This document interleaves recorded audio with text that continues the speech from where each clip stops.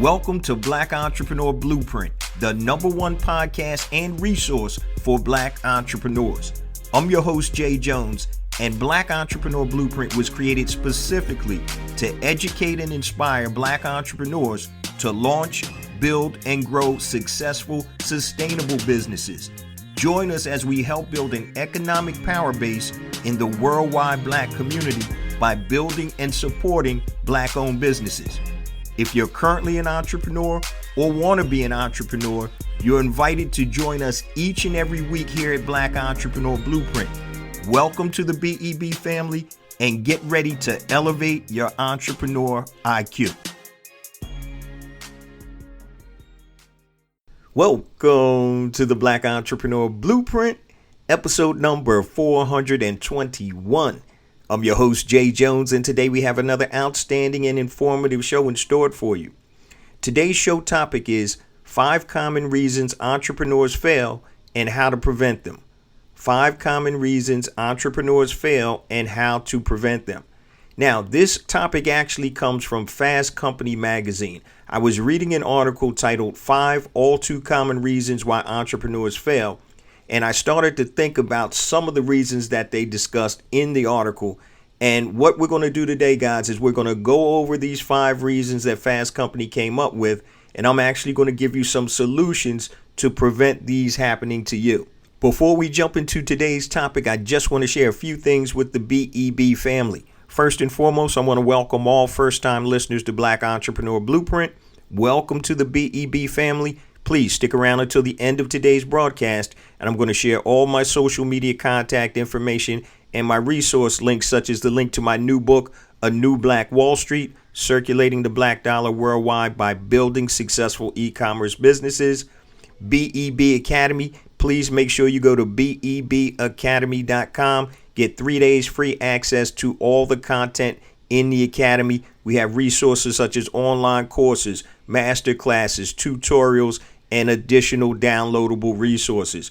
Also, don't forget, guys, if you're interested in e-commerce, my top of the line course is available, Brand Builder Academy Elite. Go to bbaelite.com and check it out. And also, 2 sites that I've created to help circulate dollars in the worldwide Black community, besmartbyblack.com and hireblackfreelancers.com. Now, both of those sites are under reconstruction. We're doing a whole bunch of updates on the sites, so they will be back up within the next several days. So go to besmartbyblack.com or hireblackfreelancers.com. If you hit the page and you go to a landing page, if you're interested in having your products or services listed on one of the other sites, then make sure you leave your email and we'll alert you once everything is back live again. But it's a total new platform and it's going to be totally different in terms of the aesthetics. And so we're looking to upgrade everything, guys, all around the board. So let's dive into today's content. And we're talking about 5 common reasons entrepreneurs fail and how to prevent them. So we're going to discuss, dissect, and decode these 5 common reasons that Fast Company put in their article. And we're going to show you how to prevent going through those things. So I'm going to read a little excerpt at the beginning of the article to give you a framework of what we're talking about. And it says, many employees leaving their jobs today are turning towards entrepreneurship. The National Bureau of Economic Research says that the rate of applications for new businesses is higher than ever. While all this seems good news, the failure rate of small businesses remain high. 20% fail after 2 years, 50% after 5 years, and 70% go under after 10 years. Now, you guys have to remember, too, the failure is actually a part of the process as an entrepreneur. And so embrace it. And most of all, guys, learn from that. So that's how successful entrepreneurs are built. We know what the statistics are, and the stats are not in our favor. But as I always say, it's part of the process. Now, the only time we really fail is when we quit being an entrepreneur altogether. Last week's show, I talked about when to pivot and when to quit, right? But quitting doesn't mean stop being an entrepreneur. It just means we're going to quit this endeavor. We're never going to stop being an entrepreneur. We're just going to pivot and we're going to find something else to do. According to the Fast Company article, the #1 reason entrepreneurs fail is failure to assess the market. This is the single biggest reason businesses fail. 42% go under because there's no market for their product or service. Many times we think we know what the market wants, but we don't. Now, that's something that I talk about all the time. Many times we get enamored or we fall in love with our product and or our service, and we think everybody's going to want it. So the way that you solve this problem is you test, and test some more. So if you don't assess the market correctly, guys, you can spend a lot of energy and a lot of time and a lot of money and resources on a product or service or a business idea that doesn't work. And we definitely don't want to do that. We don't want to waste any of our resources. And let me preface this by saying focus groups are good. Asking your family and friends for their opinion, that's good. But the real true litmus test is always if somebody goes in Hip Pocket National and buys your product or service. That is the true litmus test. So all these focus groups and all your family members and your cousins talking about, yeah, I love this product. And they never going to come out of pocket to buy it. That's just how it is. You have to find people that are willing to go in their pocket, that Hip Pocket National, and spend money for your product or service. But let me give you 3 ways that you can test, and I'll give you real life examples. So, and we're talking about failure to assess the market. That's the number one reason entrepreneurs fail. Now, the first way to test is create a minimum viable product. Now, a minimum viable product is a product with enough features to attract early adopters or / customers and validate a product idea early in the product development cycle. And so if you're able to create a prototype or something of that nature, that's a minimum viable product. Okay, and that's usually for physical products, so to speak. Now, way number 2 to test the product is, and I've done this many a time, is create a dummy test. And what this is when you create a sales mechanism to sell a proposed product or service, even though you haven't created it yet. And if you have enough people that pay for the product or service, then you go and create it, or you can refund the money if you don't have enough people to validate your concept.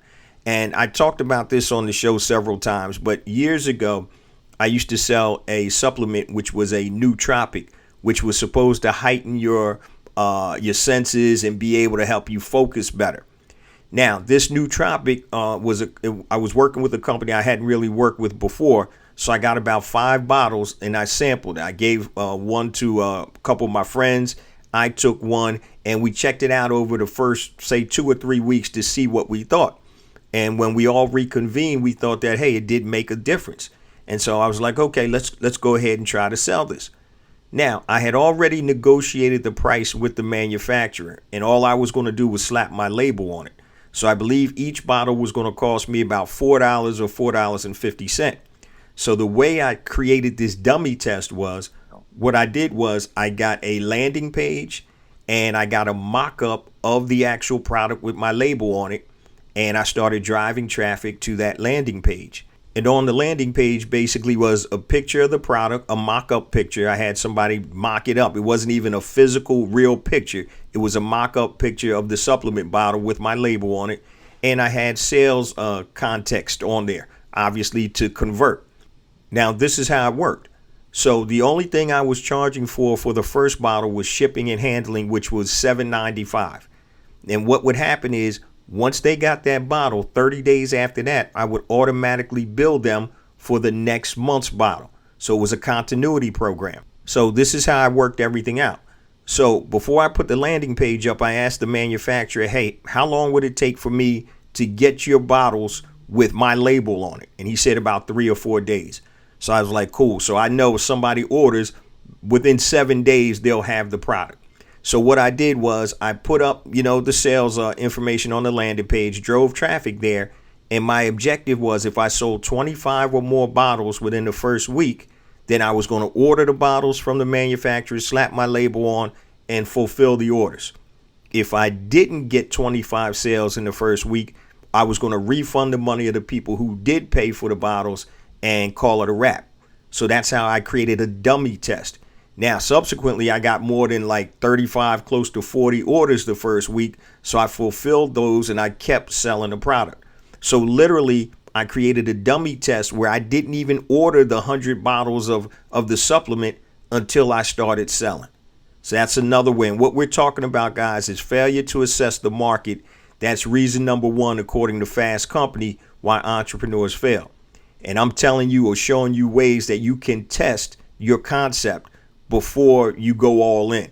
The first way was create a minimum viable product. The second one I just talked about, create a dummy test. And the third way is pre-sell the product or service. So if you have a definitive idea for a product or service, right, you can take pre-orders to validate and give you that proof of concept. So for example, Kickstarter. So if you're doing a crowdfunding campaign, really what that is validation, proof of concept. So if you come out with a new product or service and you go on Kickstarter and you get enough money for people to back you, that means that your idea is validated. Okay. So say, for example, if you have an online course or you're selling an online course, and I've done this on many occasions, I would go and pre-sell the course before I even do it. And I would test, hey, does the BEB family want this course? So I put it out there. And if enough people responded and purchased the course, then I would create the course. Now, I didn't wait till the last minute. I had an outline in my head and I knew what I was going to do. But I didn't spend months or weeks creating something that I didn't know the BEB family wanted. So you can pre-sell a product or a service. Okay. So when I always talk about testing, guys, you need to think of yourselves as a mad scientist. You have to have deductive reasoning. You're trying things to see what works, what doesn't work. And once you lock in on what works, that's when you start putting resources behind it. So if you have a new product or service and it's really moving now, then start focusing or funneling resources and assets to drive more traffic to that product or service so you can generate more revenue. Okay, so that's number one. All right, number two, failure to build a successful team. Now, according to the article, when that process breaks down, the business will suffer or collapse when you don't have the proper team around you. The best entrepreneurs surround themselves with amazing talent. Unfortunately, many times when we start a business, we are the team, so we only have to rely on ourselves.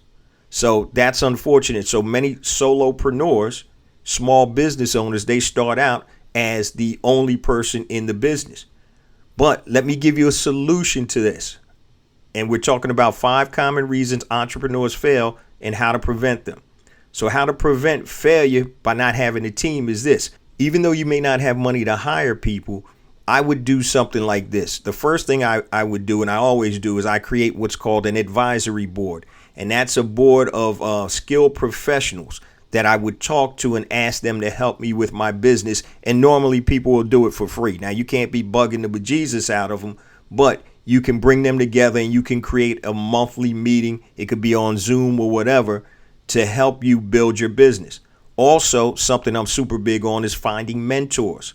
So if you're looking to build a specific type of business, find a mentor in that industry that's successful building what you want. Now, also for a team, if you don't want to hire people right now, you can get contract workers, right? So if you need a website built, you can get contract workers to do that. And you can also hire people as needed. So if you need an attorney, right, you can go and hire one as needed. If you need a CPA, hire somebody as needed. So we all understand hiring contract workers, but in terms of running your company, that's where your advisory board mentors come into play. So you want to create an advisory board, like I said, comprised of people with strategic skills to help you build your business. So you may have somebody that's great in marketing. That could be your marketing advisor. A person that creates systems that can help you build systems in your business. And so when my partner and I had our condom business back in the early 90s, we didn't have a lot of money at all. And what we did is we created an advisory board with over 8 different advisors. And they would come in periodically and we'd have meetings and they would help us move our business along. And I'm telling you guys right now, it's tough being out there by yourself if you haven't had experience building a successful business. So you always want to have mentors or advisors. An advisory board is more structured. And like I said, what we did is we'd have a meeting once a month and we bring pizza or whatever. And we have everybody come, our advisors come, and we'd sit down and we'd hash out where we are, what we had done since the last meeting, and we would get advice. And so that's really critical, guys. When you're a solopreneur, you need some other eyes looking at it, and not just any eyes. I'm not talking about somebody that hasn't done anything. People, once again, that have the skills or the talents that you possibly don't have or haven't learned yet that can help you grow your business. Okay. And what we're discussing today is 5 common reasons entrepreneurs fail and how to prevent them. And this is coming from an article from Fast Company magazine just recently. Now, we went through number 1 and 2. Number 3, failure to create a distinct product. Failure to create a distinct product. Now, according to the article, creating a product that is differentiated in the market. Without that, the business will fail. Richard Branson founded a soda company that few of us know about because it fizzled. All right. Now, he actually launched Virgin Cola, but unfortunately, his product did not sell because it was too similar to other sodas in the market, and the company folded after a few years. So even super successful entrepreneurs can fail. And so number 3, failure to create a distinct product. Here's the solution. So to solve that problem, you don't necessarily have to create a totally distinct or unique product or service, but you do have to be able to market your product or service in a way that people will buy it. So remember, it's all about how you position your product or service, and you want to use the correct messaging for your customer avatar. So I've talked about this on multiple shows. So it's how do you speak to that specific customer? Now, here are a couple of things that you can do. All right. And we're talking about solutions to make your product or to create a distinct product. Now, here's one of the things. How does your product or service differ from others in that space? How does your product or service differ from others in that space? There may be only a slight difference. I'm going to use my Hell Yeah hot sauce as an example. You know, hot sauce is hot sauce is hot sauce, right? So that's not really true. But you know, most people, when they think about hot sauce, that's what their thought is. Oh, yeah, hot sauce is hot sauce. I got Frank's, I got Texas Pete's, I got all of this, whatever. But this is number 1. How does my product or service differ from others in that space? And this is exactly what my verbiage says. Studies have shown that there's a very large segment of the hot sauce market that wants premium options and not the low-cost, watered-down sauces you see in most supermarkets, big box stores, and restaurants. Separate yourself from the competition. So how does my product or service differ from the others? It's high quality and it's not watered down. Here's another way to differentiate yourself. What is your brand story, and is it appealing to your market? So tell your audience about your brand, why it was created, and who you are. This creates a connection between you and your audience that most larger companies can't compete with. So for example, with my hot sauce, we're a small family-owned hot sauce company that sources all of our ingredients and produce from local vendors, and we support small businesses. Okay? Can Kraft Foods say that? Of course not. Or the other major hot sauce makers say that? No, because most of them are large organizations. Another way to separate yourself. Have you filled a hole or a gap in your market? Okay? So identify why you're unique. So for example, with Hell Yeah hot sauce, this is exactly what my verbiage says. If you want to fill the gap in the hot sauce market for a premium gourmet sauce at an affordable price point, Hell Yeah is perfect for your establishment. So there's a gap in the market. You got the watered down sauces, and then you have the medium sauces, but you don't have a premium sauce at an affordable price. That's the gap. That's the hole that I'm filling. Okay. And what we're talking about now, failure to create a distinct product. And once again, your product doesn't have to be something totally new, but you need to identify what makes it special, makes it unique, and you need to be able to convey that to whoever's buying the product. Okay. And the last one is, what are your natural alliances or synergies that you can play off of? So with Hell Yeah hot sauce, Hell Yeah hot sauce is a black-owned manufacturer of hot sauce. We want to connect with our natural alliances and seek support from them. So not every hot sauce company can say that. And what we're talking about today, guys, is 5 common reasons entrepreneurs fail and how to prevent them. The number 1 was failure to assess the market. Number 2 was failure to build a successful team. Number 3, which we're talking about now, failure to create a distinct product. Once again, you don't have to create something that is totally new, but you do need to be able to convey why your product or service is different and how it's going to benefit the end user. So right now, that verbiage is talking to retailers. I'm talking to supermarkets and convenience stores. But if I'm talking to my customers, that's a whole different conversation. Okay. Now, number 4, failure to get the tech right. According to Fast Company magazine, they cited Elon Musk as an example of an entrepreneur that struggled with tech for SpaceX and Tesla before he got it right. Musk has shown persistence in overcoming his technology failures by demonstrating a willingness to analyze problems and a determination to constantly improve. So Elon Musk, another billionaire, has had problems in terms of being successful. Once again, he's trying to get his tech right. So here's a couple of solutions for that. Now, most small businesses obviously aren't going to need the type of technology to start off like an Elon Musk, but you do have to have the right type of technology to be successful. And so the first thing you want to have is have your basic technology handled up front, guys. So you have to have a website. I don't care what you're doing. You need a website because people are going to look you up. Okay. You also need a database and or a CRM, customer retention management, where you can keep your prospects and your customer data. And once again, I always talk about building a database. That's the biggest asset of your business. So you're going to need a website, a database, an email autoresponder where you can email your customers and prospects. You're also going to need bookkeeping software like QuickBooks because you want to start it off right. My old coach used to always say the way you start is usually the way you finish. So I know a lot of times we just start things willy-nilly, and then we look up, it's 6 months later, you don't have any books. You don't know if you're profitable. You don't know what your best-selling products or services are. You don't know what your expenses are and where they're coming from. So solution number 1, make sure you have your basic technology handled up front, guys. And I'm going to give you a real life example. And I've told this story on the show before, but not everybody listens to all the shows. And this may be the first time somebody's listening to the BEB podcast.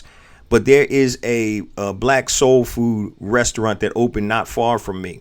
And when they first opened, we went in there supporting the business, and they were actually taking orders by hand, writing them down on slips like the old days and sending them back to the cook.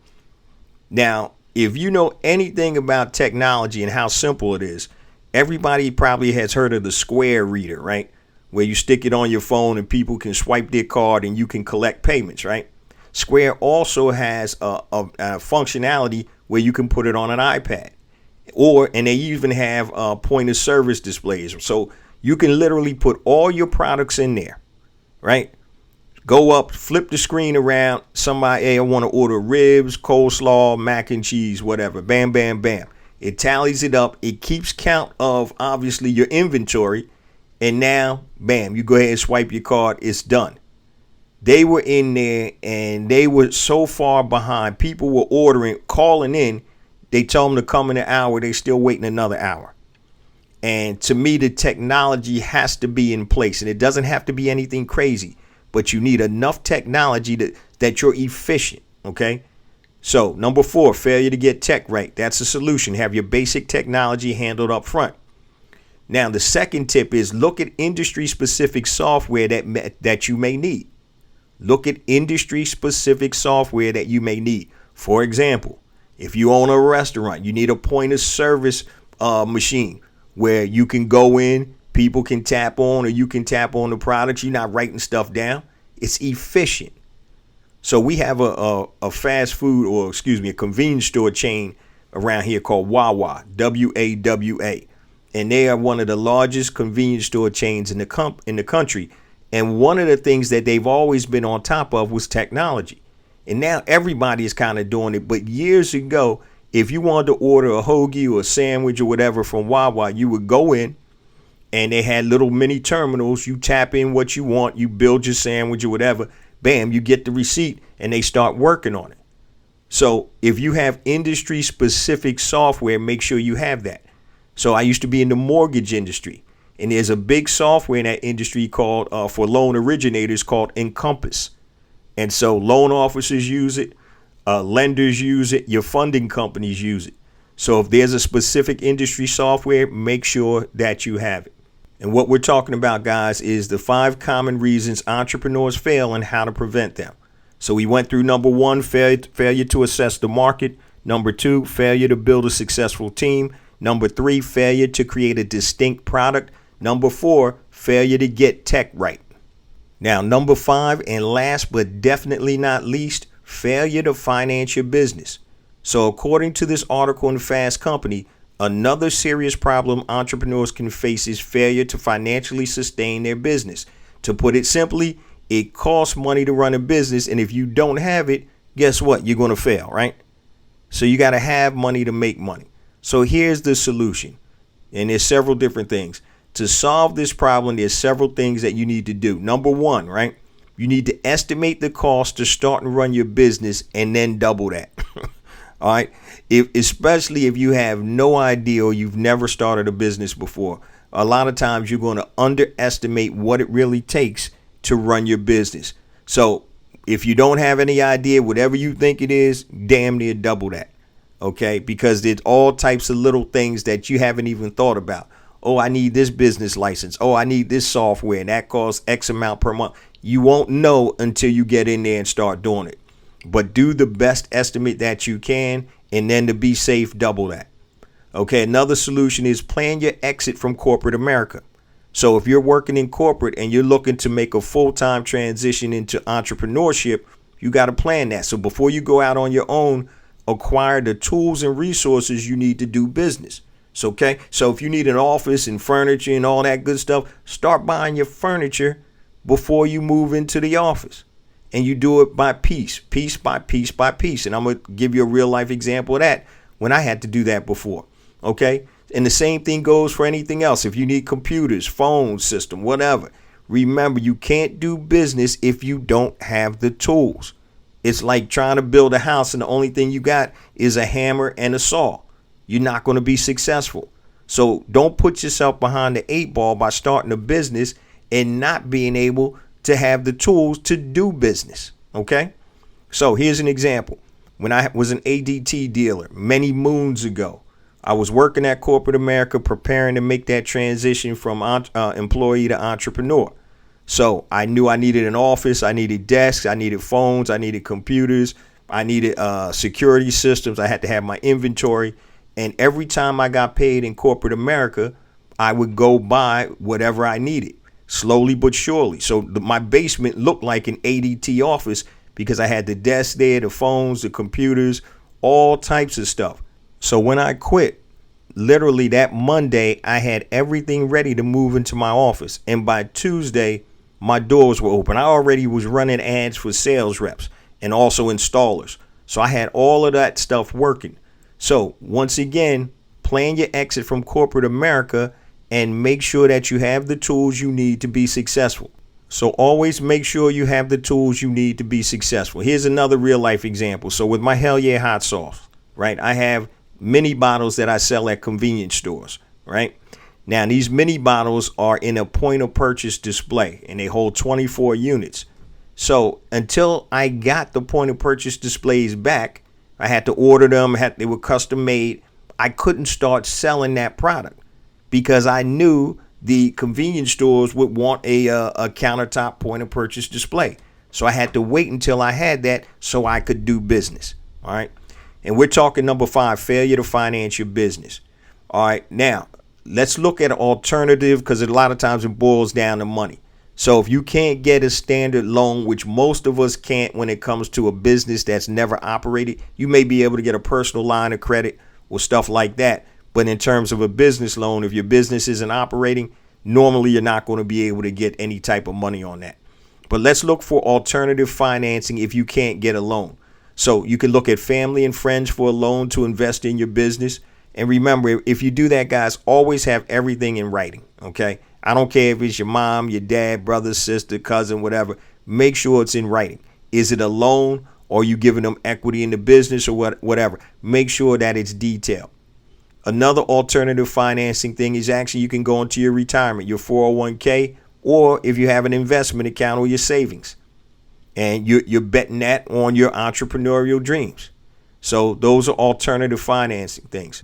Also, another option is you can start part-time and let your job finance your business. And we're talking about failure to finance your business. So many times people keep their full-time job, but what they do is they start their side hustle. And they start their business as a side hustle and then hopefully build it to the point where it can be a full-time business, okay? And also you can look for a business opportunity that doesn't cost a lot of money. So if you're looking to open a McDonald's, that's about $2 million, right? So that's a lot. So certain business opportunities have a different cost. So for example, look for a lower cost opportunity. You could do something like selling digital products, becoming a freelancer on hireblackfreelancers.com or fiverr.com. Also, you can do drop shipping. And these are just some ideas that don't cost a lot of money. Okay. So it all depends in terms of what financing you need based on what type of business you're going to start. So number 5 was failure to finance a business. And today's show, guys, was talking about 5 common reasons entrepreneurs fail and how to prevent them. And the 5 reasons came from a recent article in Fast Company magazine, which was a pretty good article, but there are always ways that you can solve these problems. And that's what today's show was about, how to solve these problems and not let them catch you. Now, a lot of times you're going to learn this as you move through your entrepreneurial journey and you can start getting your weight up. And as I said earlier, failure is part of the process.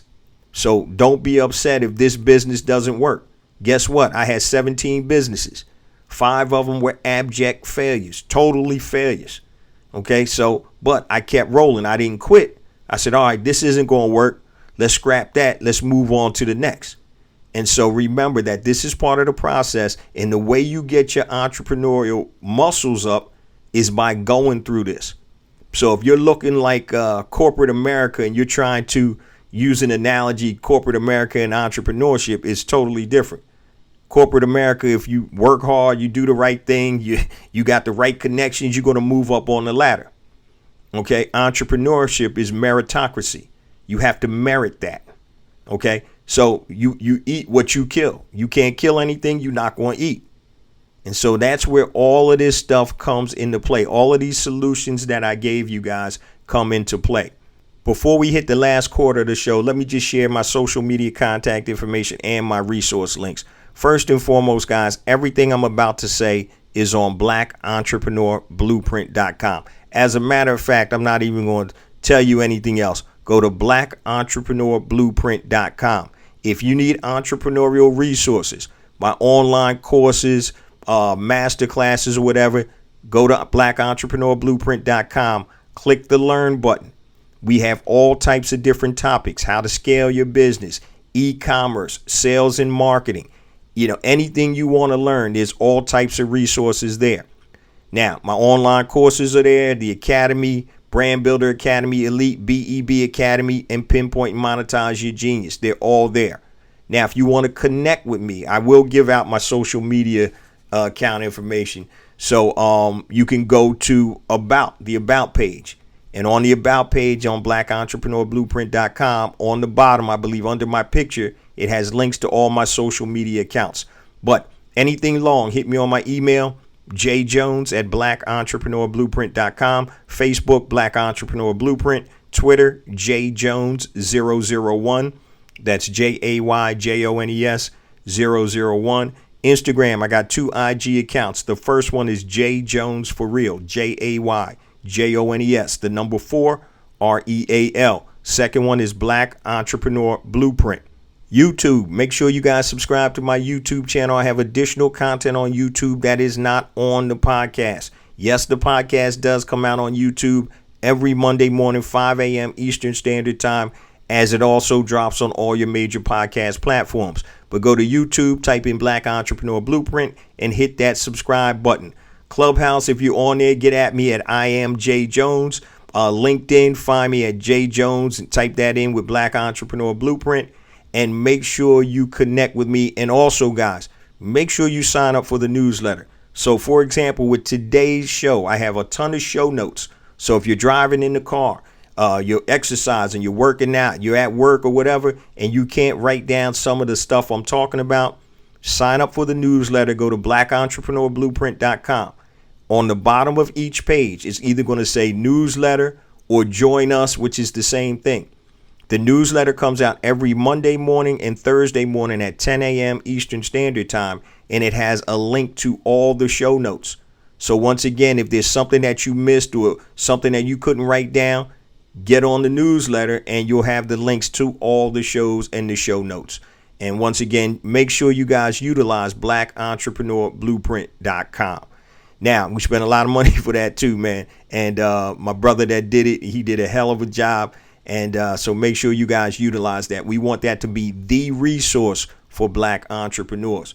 So just a quick recap, guys. What we talked about was 5 common reasons entrepreneurs fail and how to prevent them. Number 1, failure to assess the market. Number 2, failure to build a successful team. Number 3, failure to create a distinct product. Number 4, failure to get the right technology. Number 5, failure to finance your business. And I gave you all the solutions that you need to prevent all of that stuff. When it comes to entrepreneurship, guys, I know it's tough.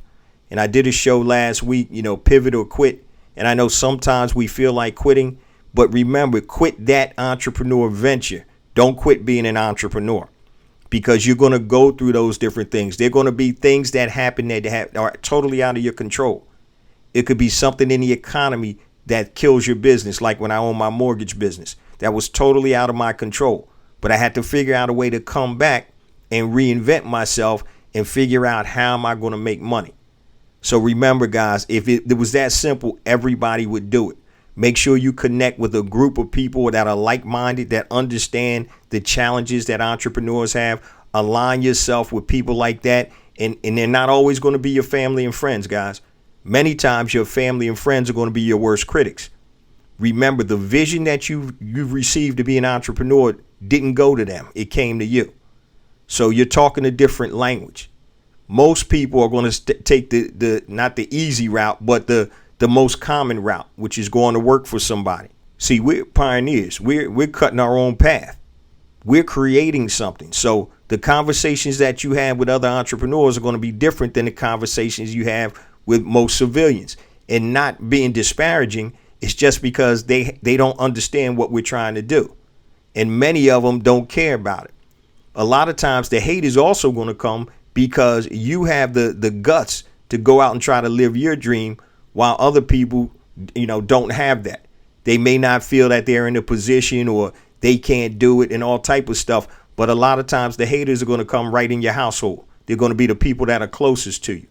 Always remember that. So you need to insulate yourself with like-minded people. Find meetup groups, find a mentor. Join a mastermind group. I'm about to start a new one in September. Stuff like that to keep you focused, because it's hard out here, man. It's tough out here. I don't care how successful you are as an entrepreneur. It's tough days, man. There's some days that are crazy tough. I just had one not long ago. I just talked about my point of purchase display. I finally got those in. And, it was holding me up in terms of moving forward, trying to talk to retailers. And so that, that happens, but that's par for the course. So before we close on out, guys, I say this each and every week. We get more and more downloads because of you, the BEB family. Please continue to spread the word about the podcast. The new updated website, blackentrepreneurblueprint.com. Make sure you guys check it out. It is the #1 resource for Black entrepreneurs, and also the whole ecosystem with the books, online courses, and the other platforms designed to help us become better entrepreneurs and to be able to connect and be able to collaborate with each other. Remember, guys, it's not about me. It's not about you. It's about us. It's about building an economic power base in the worldwide Black community by building and supporting Black-owned businesses. Love you guys. See you same time next week. Peace.